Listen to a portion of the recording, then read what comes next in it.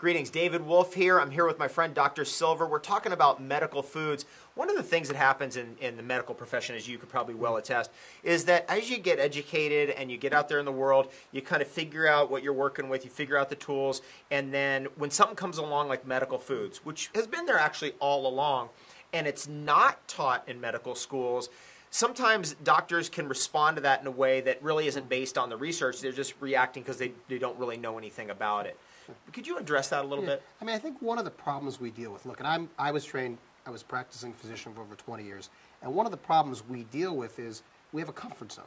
We know what we're comfortable with, we know what we like to do, and when we're pushing it, especially with the minimal emphasis on nutrition and other methodologies to treat disease, we feel uncomfortable. And so we sort of write it off or push it off.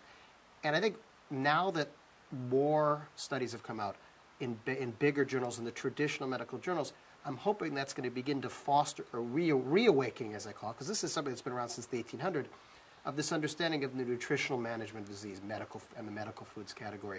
Because you're right, physicians often aren't comfortable with this, and I think they need to become comfortable because it can become a very important part of helping treat their patients. That's fantastic. I want to just categorize for everybody the different areas, because there are medical foods that are available to you for pain and inflammation and to deal with that chronic pain and inflammation. And again, with medical foods, we're going more to the real cause instead of just putting a Band-Aid over the top. And there are many other types of conditions and situations, for example, sleep disorders, where medical foods can be effective. Can we just run down that real quickly, some of the different categories? I mean, obviously we talked a lot about today about pain and inflammation, clearly an area that has very poor available options in terms of effectively treating or treating without side effects. Sleep, cognitive problems such as fatigue, memory difficulties, etc. But now we're even looking into some new areas. We're about to publish a study on PTSD, looking at people who served in the Gulf War who suffer from severe PTSD. PTSD is a condition where your body's basically your neurologic system's on constant overdrive. So you can imagine you're going to use up a lot of these brain chemicals, these neurotransmitters, and you go sort of on this burnout phase. It's like an anxiety, right? Well, It just keeps going. It's the sympathetic nervous system, which is your fight or flight system that's on constant overdrive, and you're just using up these neurotransmitters and the amino acids you need to make them. And so it's a perfect place where medical foods have been shown to have a tremendous impact on reducing the symptoms of PTSD. Now, people think of it as a psychiatric disorder potentially, but it's actually a amino acid neurotransmitter depletion syndrome as well. And so by giving the right amino acids to make those brain chemicals, you can have enormous impact on the symptoms of PTSD. But we're looking at other we call neurocognitive disorders, autism. There's now data emerging that we're working with autistic patients using a medical formula to help the symptoms of autism.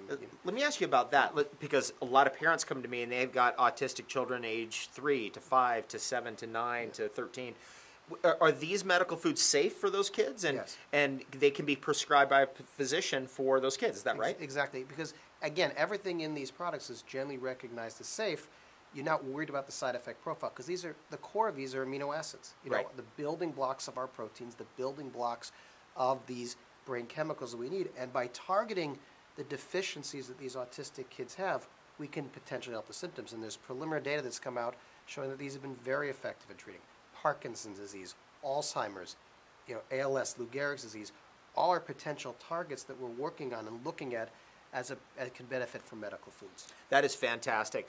And these are incredible categories where you can get choices to help you deal with your conditions. And again, a lot of athletes, a lot of folks are dealing with arthritic pain, a lot of folks are dealing with chronic pain due to injuries, and have kind of run through the pharmaceuticals. I mean, those are the people coming to me, and they're actually coming in the hundreds of thousands. So I want you to all know that instead of pharmaceuticals and even beyond nutrition is this in-between area that has tremendous support and research behind it, which is medical foods.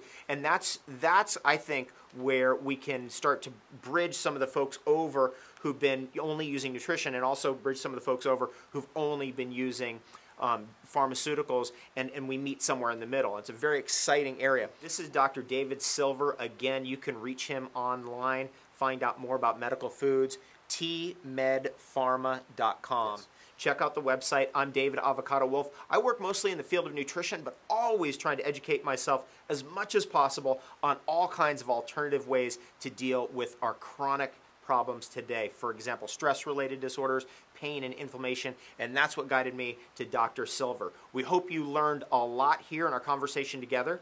Both Dr. Silver and I are wishing you the best day ever.